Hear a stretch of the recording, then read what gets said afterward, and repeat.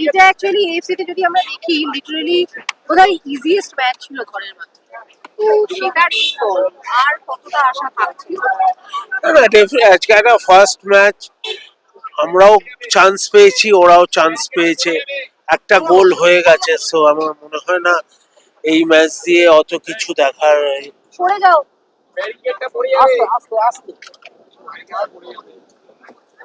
Easy hard বলে কিছু হয় না, যেদিন খেলাতে সেদিন যার দিন থাকে সেটা তারই দিন। আমি হিসেবের কথা বলছি, হিসেবটাকে একটু কঠিন হয়ে গেল। ডেফিনেটলি কঠিন হলো, এটা কমা টিম, কিন্তু কিছু করার নেই। যেখানে চান্স পেয়েছে আমরাও মিস করেছি।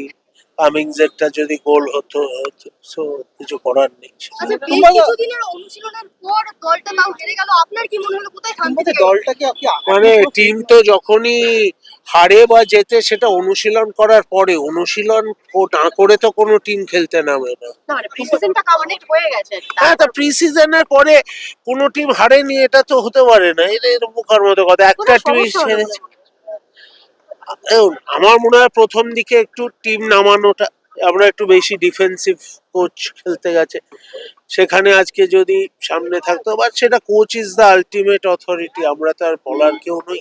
কিন্তু ম্যাচের পর কোব্যাক মলিনা না না, ও ঠিক আছে, সে তো আমরা যে বছর আই লিগ জিতলাম কিবু বিকোনাকেও গো ব্যাক বলেছিল, কিন্তু তারপরে মলিনার যে সাকসেসটা মোহনবাগানকে দিয়ে গেছে সেটা একটা ম্যাচে একটা গোলে মুছে গেল। তাহলে তো আর ফুটবল খেলা যাবে না, তাহলে তো সবাইকে বাড়িতে বসিয়ে রাখতে হবে যে হারার ভয়। স্ট্র্যাটেজিতে কি কোথাও ভুল ছিল?